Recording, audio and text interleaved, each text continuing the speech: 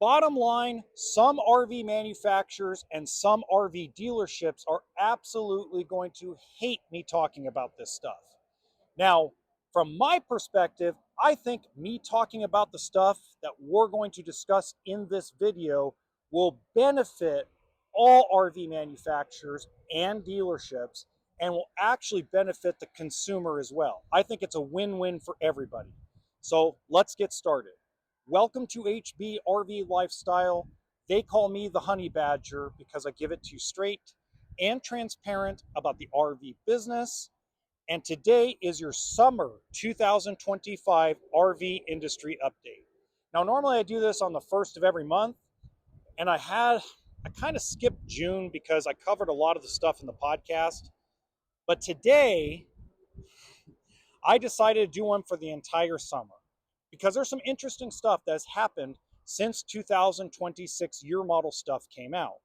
Now, instead of doing this in segments like I normally do, I'm going to do one straight shot. It's going to be a lot of fun. So bear with me, get a piece of paper and a pen out. You're really going to want to take down some information here, okay? Because the first thing I'm going to cover is exactly what the title says. Is Winnebago scamming people? And what I mean by that is there is an advertisement out there for $5,000 factory cash or zero payments, zero interest for 90 days. So kind of like car factory cash, except for the one problem is Winnebago does not have a finance company. They don't own a Winnebago Financial. So you go down to a Chevy dealership, you go down to Cadillac, you go down to Ford, they have literally a bank that works with the manufacturers that is owned by the manufacturers. So they have rebate programs. They have what we call preferred interest rates. They have program cars. They have program things. And the way this thing reads is horrible, but it's not a scam. What it is it's thinking outside of the box. And here's why it's not a scam. First off, don't take the financing. Take the $5,000 factory cash, 100%. If you don't know what I'm talking about, I'm actually going to link the actual advertisement in the description box of this video. Take the 5,000 cash because the finance company that's doing the 0% for 90 days, no payments for 90 days, is called Aqua Finance. And they are a subprime lender, guys. They do not have a prime rate. We're going to go inside this trailer to get out of the noise a little bit. They are not like US Bank or Bank of America. So you have good credit, forget it. You're not going to like the interest rate after the zero payments after 90 days. And refinancing it's going to be an absolute pain in the butt. Okay, so here I'm going to put this down. And we're going to kick out the legs, kick out. So the reality is Winnebago's thinking outside the box to get motorhome sales jump started. Because obviously new motorhome sales have been really lagging over the last 3 years. One of the biggest reasons why is because Ford, Chevy, Mercedes all just skyrocketed the prices of the actual platform that they build the RV on. And those have not come down. So you're still paying this enormous price just for the truck chassis, the van chassis. So for Winnebago to start like thinking outside the box, how do I participate? So doing a $5,000 rebate or 5,000 factory cash, however you want to look at it, is actually really beneficial towards moving forward, especially if you're upside down in a trade. It's basically Winnebago giving you $5,000, saying, if you're upside down your trade 15,000, now you're only upside down 10. You're upside down 7,500, now you're only upside down 2,500. So it's basically like an assistance program to basically help people that have trades, they're upside down in their trades, buy a new motorhome. So very good stuff. So I don't believe it's a scam. It reads like a scam. It reads like horrible. And again, I'm not bashing Aqua Finance because I've actually used Aqua Finance a lot for a lot of consumers that don't have very good credit. But if you have outstanding credit, you really want to just kind of beware of what you're getting yourself into if you're going to take the financing part of that program. The 5,000 cash back, just make sure you just take the 5,000 cash. That's the best way to do it. Okay. The next thing I really want to cover is 2026 year model. So 2026 year model is not the innovation that some of these manufacturers are making it out to be. Now, I am proud of some of them who didn't bombard social media trying to push 2026 down people's throats. I believe the RV manufacturers finally woke up and said the last time we did that, we really screwed ourselves. And we screwed ourselves with absolutely no lubricant. And the reason why they did that is because they were trying to push to build more units to keep the factory pace at that 500,000, 480,000, 600,000 units per year. And all of a sudden they realized, wait a minute, hold on, 1% of the US population buys an RV a year. 1%. Those are people, and half of them are going to buy, 70% will buy new, 30% will buy used. So you have to work within a margin of how many people really enjoy this lifestyle. It's a lot of people. You think about it, over 7 million RVs have been sold in the last 9 years, both new and used. That's not a small number, okay? But it's not like a car manufacturer where everybody's going to go buy a Civic or a Tercel, well, not even a Tercel, but a Camry or a Focus or a F-150. It's not the same design and manufacturing and marketing as a car manufacturer or as a car would be used for. It's not the same thing as a cabin or a timeshare. It is a different entity, a different lifestyle. And not everybody's going to live in a luxurious $250,000 coach. So you have to kind of limit how much you're building. So I am very, very proud of a lot of the manufacturers for not shoving innovation down people's throats. And hey, let's give credit where credit's due. I know I bash them sometimes, but we have to give credit when credit's due. They limited the damage. A lot of the manufacturers limited the price increase damage. I think on average, so far from what I have seen, it's anywhere between 4.5% and 8.5%. We in spring of this year, early spring, we were thinking this was going to be 15 to 17%. So for it to be half of that on the top end is outstanding. So give them credit where credit's due. And they didn't have to go to the model. No, well, some of them did, but they didn't have to go to the model of taking stuff out of the coach. So reality is, let's use Forest River Rockwood Flagstaff because I sell that, right? So I sell the Flagstaff. My competition down the road sells Rockwood. Okay. If you look at the price increase was roughly about 4.5%. For all the tariffs going on, for all the gas fluctuations and diesel fluctuations and transport fluctuations and insurance fluctuations, I'm going to call that a win. Okay. Now, is it fair? I'm not here to tell you whether it's fair or not. I'm here to educate you on what's going on. You get to decide whether it's fair or not. A lot of you in the comments are going to yell and scream, oh, they're just being greedy. Most of the RV manufacturers have lost money 3 years straight. Go look at Winnebago. Winnebago's sheet is garbage. Look at Camping World. Camping World's lost over $160 million in the last 2.5 years. Nobody's making and killing it and making this huge profit. And if you take into account what people made during COVID, the industry's still down profit margin wise compared to what it was. So when things were cheaper, okay, when you could buy a small 27-foot fifth wheel for 25, 26, 27 grand brand new, the profit margin was bigger in that coach than it is in a $50,000 coach today. So the profit margin is absolutely 100%, 200% horrible. Okay. Now, does that mean everybody's going out of business anytime soon? No, I think we've kind of stopped the bleeding in that respect. I think what we're going through right now is we still have some stragglers that are trying to survive that are not going to make it.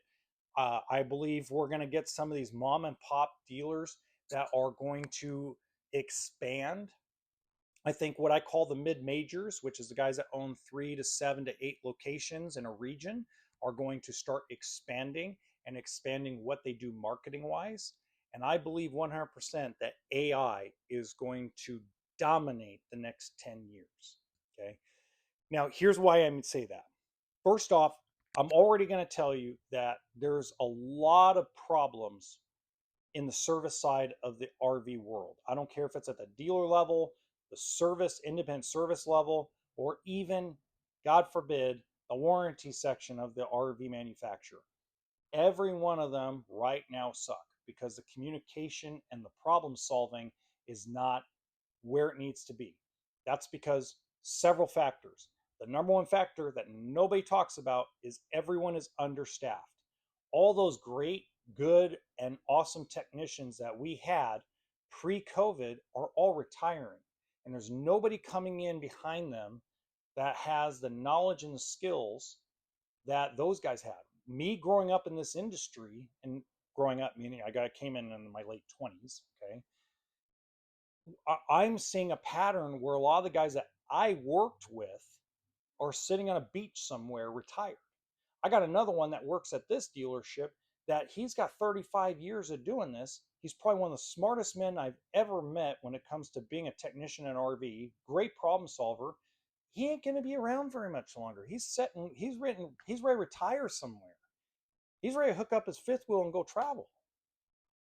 He's done. He's sticking around because he knows we need his help until we can find somebody that he could train to be his replacement. But it's very hard to find guys that are those problem solvers, right?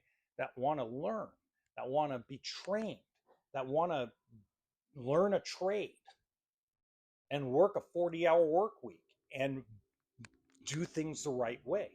Okay. On the manufacturing side, you do not have enough employees, you do not have a big enough population base to cover all the problems that you have in warranty. You don't. Indiana is a small populated state. Michigan is a small populated state. And even for the size of Oregon, it is a small populated state when you get outside of Portland and Salem. So you have to realize that these places where they build these and they have their corporate offices are not big, large cities, big, large communities. They're very small and they hop place to place because they chase the money like they should. Okay. Not complaining about that. So AI, artificial intelligence, is going to benefit the RV manufacturer, which will in turn benefit the RV parts and OEM partners, which will benefit the dealers, which will benefit the consumer, but it's going to take some time to do. And the RV manufacturers, somebody's got to step up to the plate. And you know what I'm going to call out on this? I'm going to call out on Nate Goldenberg. I'm going to call you out because you want to be the innovative person. You should be the one to start it. I know I give you a lot of crap, Nate, and I've given Brinkley a lot of shit. Okay, giving a lot of crap. But I believe you guys could be the first. You guys want to be the innovators. Start finding a way to integrate AI into your warranty management system. Get the human element, which is a small element, guys. It's not like there's 50, it's not like Brinkley and Grand Design and Forest River have 15, 20 people sitting in office trying to service your warranty. There's 2, maybe 3, if they're lucky. And that's if nobody's sick, nobody's injured, nobody's got a snow day, nobody's got an ice day, nobody's got a weather day, nobody's got a tornado warning. There's a lot of factors because you live in an area called Indiana, which is in the Midwest, and the Midwest has some interesting weather. So the reality is artificial intelligence will do nothing but increase productivity for that smaller community, and everybody gets to keep their job. They don't have to get rid of a job. AI will come in and be another employee, another body that isn't even available in some parts of Indiana. So you think about it, artificial intelligence, if you had a frame failure, okay? So I haven't heard too much about it, but let's say, heaven forbid, Northwood Manufacturing has a frame fail, okay? And you have an employee that is trying to be, I don't know, not cooperative with making sure that the warranty process actually gets through. They just got, yeah, they live in this state, screw it, we're not dealing with them. No, that employee now puts it through an AI program with all the video, all the pictures, and all the assessments that are written up, and then they get feedback. And then that feedback, they get to make a better, more logical, beneficial decision that will help both the consumer and the dealership and save the manufacturer money. Everybody wins. Everybody wins. AI is the future of everything when it comes to some of those jobs in some of those areas where there is not that big of a population. So you're going to bring more jobs to different parts of the United States that weren't even thought of. That's how I feel about it when it comes to the RV industry.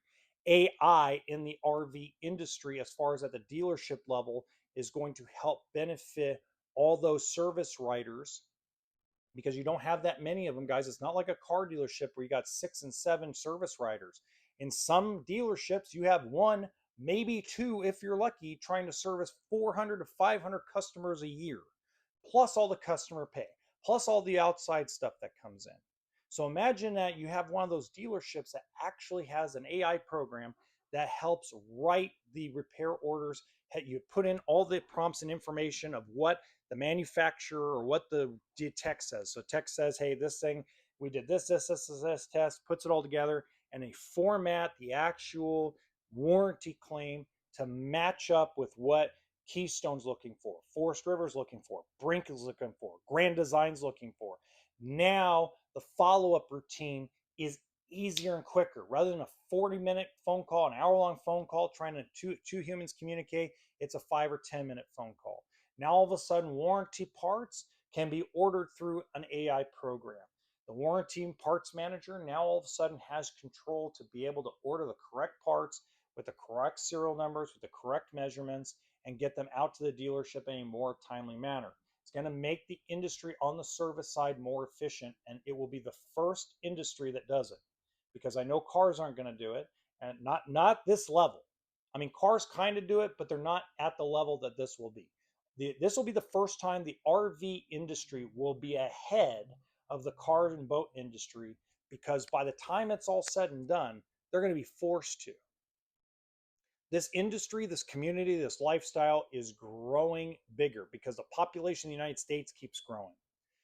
So what do we have? 380 million people between residents and citizens, something in that realm. Okay. Plus you got Canadians, that's enough 40, 45 million. So you're talking between what? 6 million people a year, roughly, that are going to be in the RV market per year. 1 to 1.5% is going to buy. That's what, 3.5 to 4 million people a year. That's a lot of RVs, new and used. That's incredible. And the industry and the lifestyle is only going to grow. It's not going to slow down. It goes through its roller coaster rides. You know, it goes through its ups, it goes through its downs, it goes through its falls, it goes through its getting back up. Fact of life. So everybody's going to benefit from all this. Now, here's where people are going to lose out. The old school sales guys that had all the product knowledge and understood how to sell a coach, they're going to be, unfortunately, they're going to be probably pushed out the door in 10 years. Because everything's going to go to a system where you only need, let's say you have 200 units on a lot, and you're going to sell probably 40 a month if you have 200, okay? 40 to 50. You're only going to need 4, maybe 5 guys at the most. That's it. Because everything's going to be done through video and virtually. You're still going to go touch and feel, folks. I'm not going to say you're not going to touch and feel. What I am going to tell you is your touch and feel is going to be different in 10 years. In 10 years, 90% of your research is all going to be virtual through video. Okay, so if you notice, Camping World is soaking up a bunch of these YouTubers. The RV Hunter, from what I understand, rumor has it, the RV Hunter, there's a lot of people after him trying to tie him down because he's still out there independent. Matt's RV reviews. He knows his worth, guys. I can guarantee you knows his worth. They're going to try to tie him down because those are the guys like me, guys like Josh the RV nerd. Heaven forbid, I know everybody knows I talk a lot ahead about it, but Miles RV, these guys are going to be in high demand. Now, everything's going to have to change the way the format is being done, okay? And, I talk crap about the format we have now, but the actual format's going to change on how we do things. But the reality is, at the end of the day, you're going to do 95% of all your research is going to be by virtual. All your deal making is going to be virtual. And I'm going to tell you who's at the forefront of this. RV Country. RV Country on the West Coast, credit Randy Edwards and that team. They are already ahead of the game thinking about the next 10 years by already implementing a virtual sales team that's going to use different programs, but they're still going to be very old school. Now, if you're a dealership and you want to learn what this new school is, I do have a program. You're going to pay for it. I'm not giving away for free anymore. But I will give you the program and teach your people how that virtual is going to happen because that's how this dealership is growing. This dealership I'm at is growing with a small amount of employees because everything is now at a virtual level. Most of the deals done over the phone, done over email, done over instant messenger, done over direct message, done over social media. Probably half the deals are people 45 to 65 that use TikTok, Instagram, Facebook, YouTube, you name it, you got it. Okay. Now, if you want to learn more about how the RV loans and RV financing works in this industry, I got a video right up there that'll help you out with that. Just remember that no matter how much I talk about this stuff, RV always stands for toolkit and sense of humor. Have a good one.